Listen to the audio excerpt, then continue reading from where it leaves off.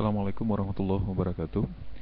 Adik-adik sekalian, kita lanjutkan pelajaran kita IPS terpadu mengenai masalah kependudukan dan upaya penanggulangannya. Kita lanjut ke istilah yang disebut sebagai angka harapan hidup.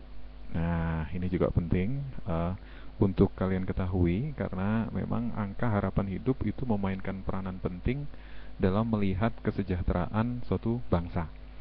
Jadi kalau kalian mungkin pernah dengar, itu salah satu negara dengan angka harapan hidup tertinggi di dunia itu adalah negara Jepang. Kenapa? Karena ternyata di sana orang-orang yang berusia lanjut itu banyak sekali. Artinya mungkin angka ini akan menjelaskan bahwa kalau kita hidup di Jepang, kita orang Jepang lah paling tidak gitu ya, kita warga negara Jepang, kita akan punya kemungkinan untuk hidup lebih panjang dibanding katakanlah kalau kita hidup di negara seperti negara Afrika, Ethiopia, di mana kesehatannya kacau, masih sangat jelek sekali. Kemudian juga terjadi peperangan di mana banyak sekali orang terbunuh, keadaan kriminalitas tinggi sekali, terjadi pembunuhan, perampokan dan sebagainya yang tinggi sekali angkanya, sehingga di negara-negara seperti negara Afrika di Ethiopia tadi, angka harapan hidupnya rendah sekali. Terlihat dari komposisi penduduk berusia lanjut yang sangat rendah. Dan kemudian kalau kita lihat di Jepang justru sebaliknya, karena kesehatan di sana sangat bagus sekali, makanannya bagus, kemudian situasi kehidupannya bagus sekali di sana, tempat-tempat rekreasi, tempat-tempat pendidikan yang baik ada di sana, sehingga orang akhirnya memiliki kesadaran kesehatan yang tinggi, lebih bahagia, sehingga mereka bisa memiliki kesempatan untuk hidup lebih panjang. Ya, ini mungkin sebagai gambaran, di Jepang orang meninggal rata-rata umur 60 tahun, 70 tahun, bahkan 80, 90 masih banyak ya. Sementara mungkin di negara-negara seperti di Ethiopia umur 30, 40 tahun udah pada meninggal. Kenapa? Ya mungkin karena wabah penyakit, karena mungkin peperangan sehingga banyak yang terbunuh dan sebagainya. Nah, ini ya dimaksud dengan angka harapan hidup. Kalau di Indonesia cukup baik sebenarnya, tidak juga terlalu rendah, tidak juga terlalu tinggi. Tapi kalau kita lihat kembali di Indonesia, ada yang menarik. Ada beberapa tempat di Indonesia yang memiliki angka harapan hidup lebih tinggi dibanding daerah lain. Contohnya adalah kota Yogyakarta. Kota Yogyakarta itu memiliki angka harapan hidup yang tertinggi di Indonesia. Salah satu yang tertinggi, karena ini naik turun ya. Nah, jadi kenapa di Yogyakarta angka harapan hidupnya lebih tinggi? Ya karena dari data yang ada terlihat bahwa jumlah penduduk berusia lanjut di Yogyakarta lebih banyak dibanding tempat lain. Relatif ya, dibandingkan jumlah penduduk totalnya. Jadi komposisi, kita kembali ke komposisi tadi. Sementara di daerah lain, orang-orang tuanya dibanding dengan komposisi penduduk total, penduduk keseluruhannya tidak setinggi di kota Yogyakarta. Nah, ini interpretasinya, penjelasannya bisa macam-macam. Bisa jadi karena di Yogyakarta mungkin kesehatan orang-orangnya lebih baik, sehingga kemudian karena kesehatannya baik, mereka bisa hidup sehat hingga umur yang lebih panjang. Bisa juga karena keamanan, tidak ada kriminalitas yang saya cerita tadi di Ethiopia, Afrika ya, terjadi peperangan sehingga yang terbunuh banyak. Mungkin di Yogyakarta lebih relatif aman sehingga tidak terjadi tindakan-tindakan seperti pembunuhan, perampokan atau peperangan dan sebagainya, sehingga orang relatif bisa hidup dengan tenang dan kemudian tidak terbunuh, sehingga lebih banyak yang bisa hidup lebih panjang umurnya.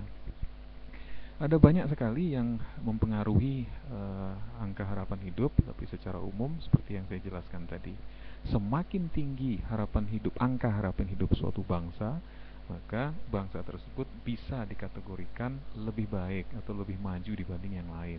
Ya karena tadi, karena mungkin kesehatannya lebih baik, pendidikannya lebih baik, sehingga orang-orang di sana lebih mengerti bagaimana cara membahagiakan dirinya ya, hidup bahagia. Kemudian bagaimana hidup yang sehat dan seterusnya. Nah, ini penting ya, adik-adik sekalian untuk diketahui angka harapan hidup. Kemudian kita masuk ke berikutnya, yaitu adalah topik berikutnya mengenai mobilitas penduduk. Nah, ini perlu nanti kita akan bicara di satu sesi berikutnya juga. Mobilitas penduduk adalah perpindahan penduduk dari satu daerah ke daerah lain. Tadi kita udah bicara mengenai imigrasi, emigrasi, ya, pindah dari satu tempat ke tempat yang lain, satu negara ke tempat negara yang lain. Nah, ini disebut sebagai mobilitas penduduk.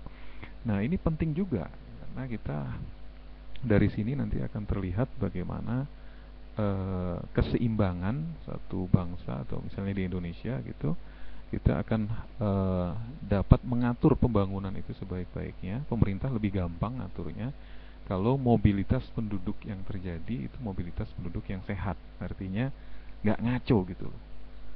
Yang ngaco itu seperti apa sih? Nah, ini contohnya. Salah satu bentuk mobilitas penduduk adalah perpindahan orang-orang penduduk dari desa ke kota.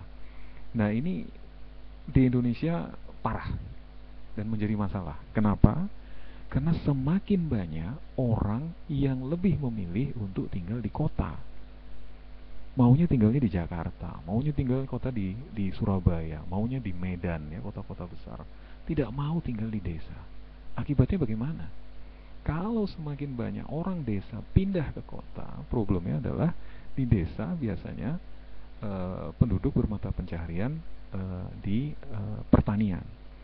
Nah, kalau semakin banyak orang yang pindah ke kota untuk kerja di industri, di pabrik, di kantor-kantor, lalu semakin sedikit yang bekerja untuk menanam padi, menanam sayur, lalu bagaimana nanti keadaan keseimbangan pangan di Indonesia dong?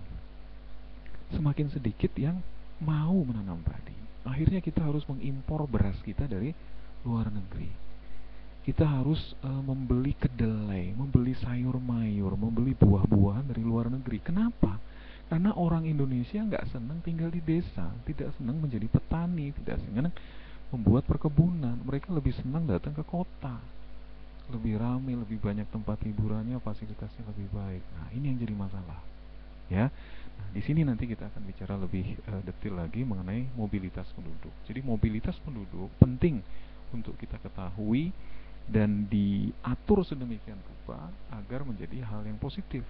Karena kalau seperti yang diceritakan tadi, urbanisasi, perpindahan dari desa ke kota terlalu tinggi, ini akan merusak tatanan ekonomi, membuat kacau tatanan ekonomi suatu bangsa. Akhirnya kita harus mengimpor beras dari luar karena tidak ada yang mau bekerja menjadi petani, menanam padi, iya kan? Nah, oke, mungkin sampai di sini dulu. Kita lanjut lagi nanti di episode berikut. Assalamualaikum warahmatullahi wabarakatuh. Selamat belajar.